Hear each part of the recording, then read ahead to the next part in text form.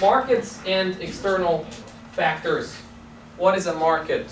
Philip Kotler's famous definition is that it consists of all the potential customers sharing a particular need or want who might be willing and able to engage in exchange to satisfy their need or want. So when you're talking about a market, usually you need to take your time and identify the market correctly, because this saves you a lot of headache later. After you identify a market, one of the famous approaches that I'm sure you're somewhat familiar with is the SWOT analysis. So this means breaking down the strength, weakness, opportunity, and threat for you as a business within the market. So when you talk about strengths, that might be something like new acquisitions, B2C, or it might be easy monetization of a product. When you're talking about weaknesses, it might be more research that you need, or it might be insufficient knowledge of the latest trends. When you talk about opportunities, this might be some sort of a new emerging market, for instance, the BRIC markets at the moment, or it might be some sort of a social presence, for instance, the rising trends of blogs that you can use in order to promote your product. And when you talk about threats, you need to look at the competitors, you need to look at, for instance, mistakes that you might be committing yourself and basically undermining your own opportunity in terms of a risk there. So this SWOT analysis is something that we're going to get back into for the discussion. So keep it in mind, because for one of the tasks in the discussion, I will divide you into 3 groups and give you 3 tables of SWOT analysis to fill out and then to discuss with the rest of the group. So keep the SWOT analysis in mind, because we're going to get back to it later in the discussion. So the marketing, the market essentially is located within a marketing environment, and you need to keep track of both micro and macro actors and forces, and they are kind of mapped out neatly in this picture.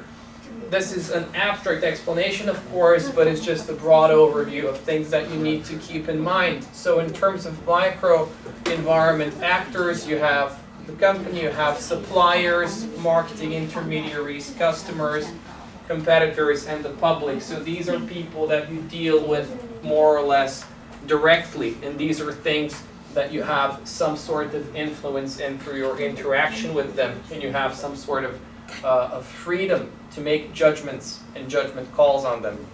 When you talk about macro environment forces, they are much broader, and they are things that you need to pay attention to and adjust to more or less, because they fall largely outside of your control. So when you talk about demographic factors, when you talk about the population, we talk about the economy, and for instance the crisis coming up, these are things that you can't do very much about, and you need to keep track of them, pay attention to them, and see how you can adjust to your company's benefit, or whether we're talking about technological trends, innovation, political trends, for instance the US-China trade war at the moment, cultural trends, subcultures.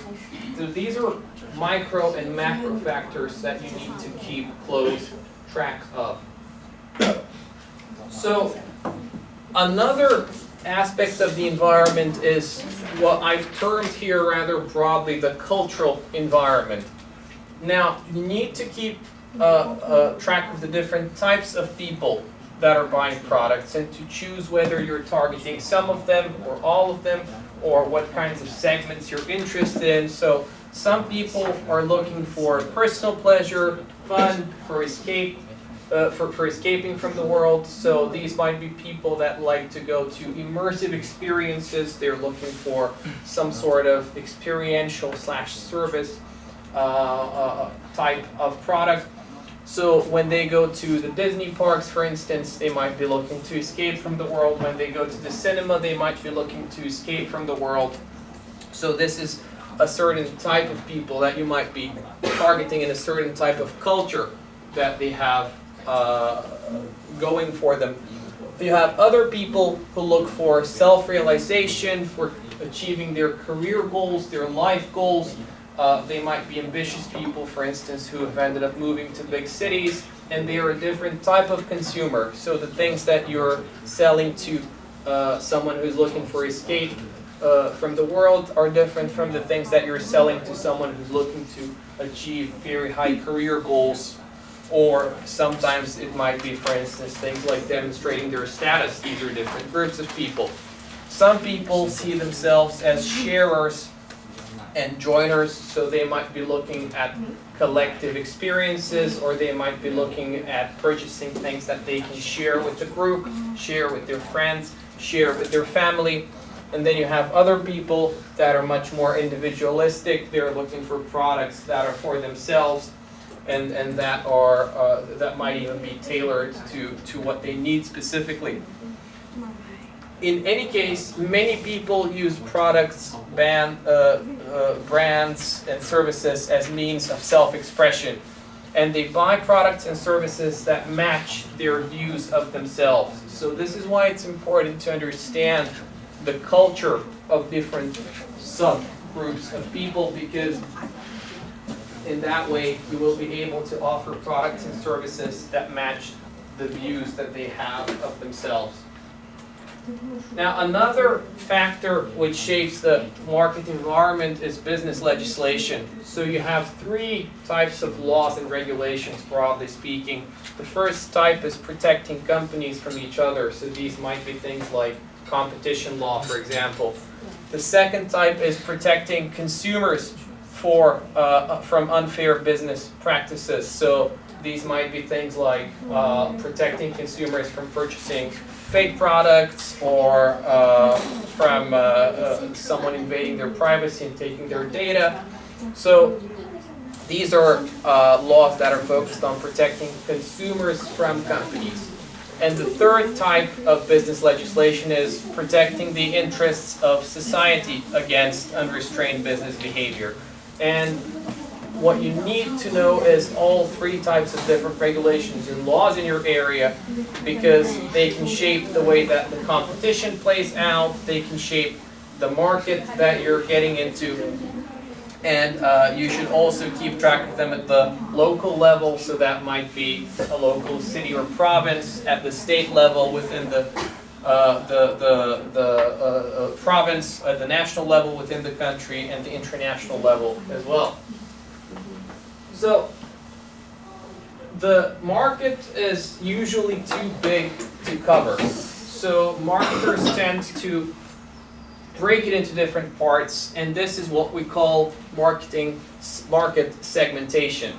There are endless ways in which you can break down the market, and these are only 4 of them that are just brief examples for you to keep in mind, and they're used very frequently. So one of them is age and life cycle segmentation. So some marketers might assume that people in their 40s might be interested in purchasing, for instance, games and products for children or educational products. However, beware of stereotypes, because that might not always be accurate. So what if someone got married early or got married late? They might be a completely different person.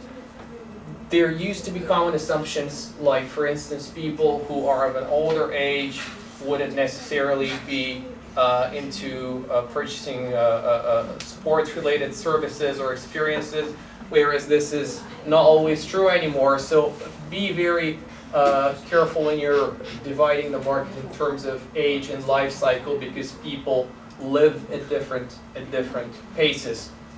You have also gender segmentation, so it's very pronounced in areas like clothing and cosmetics. However, there are, for instance, with things like shorter haircuts, for example, in services, where there is some sort of a unisex approach in certain parts of the market. You also have income segmentation. Clearly, when you have high income potential customers, you would like to sell them luxury goods and get a higher margin. Or when you have low and middle income groups, you might want to put your product through a retailer and reach the mass market. You have what we call psychographic segmentation. So that might be based on social class, lifestyle, or personality. You're trying to essentially read their psychology, read their mind. And in some cases, like the Nike brand, famously you have, for instance, the Nike tribe, and people who like high performance sports or who are very much into an active lifestyle tend to subscribe to that idea. And finally, we have behavioral segmentation. So if you know the way that the potential customers behave, their attitudes, the way that they respond to a product, you can also factor this into account. And also, you can pay attention to their habits. So if you're selling something that's, for instance, a cosmetics product or a personal hygiene product, you can keep track of whether these people are frequent users or whether they're occasional users, for example. So if you're selling it through a supermarket, you can attempt to keep track of how often they are buying it to inform the way that you're developing it, or the way that you're marketing it, or the way that you might, for instance, want to educate them to use it more often. And do things like that. So, with your customers, ideally what you want is to build long-term relationships. So you have a concept called the customer relationship management. And this is the overall process of building and maintaining profitable customer relationships. Now, the two things that tend to sustain these long-term relationships are customer value. So are you bringing additional value to them, something that they need or that makes their life, for instance, it might be more convenient, or in some ways keep them more satisfied. And also you have the satisfaction perception that they have coming from your product or your service. Satisfied customers are clearly more likely to be loyal customers, and this is one of the ways to sustain a business through building strong customer relationship management. So here is a very simple example. So you have, for instance, this guy who is called Stu Leonard, and he operates a highly profitable 4-store supermarket. Well, I guess you could call it supermarket chain, but it does only have 4 stores. And this is the man, and this is the brand. And clearly he's got 2 rules here. Rule 1, the customer is always right. Rule 2, if the customer is ever wrong, reread Rule 1. So what does this mean, and why is it written there? It's not just a fun slogan, it's because he actually believes that keeping customers happy is key to sustaining the revenue of the business.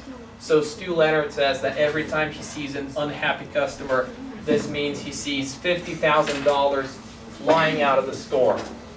Why? Well, here's how he calculates it roughly.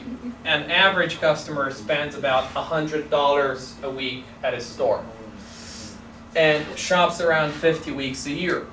Now, if this person remains in the area, as people usually do, and has stayed in the US for about 10 years, this means that an unhappy customer who doesn't come back will mean a loss of $50,000 when you multiply them together. And if that unhappy customer shares the experience with others, that's going to make the loss even bigger.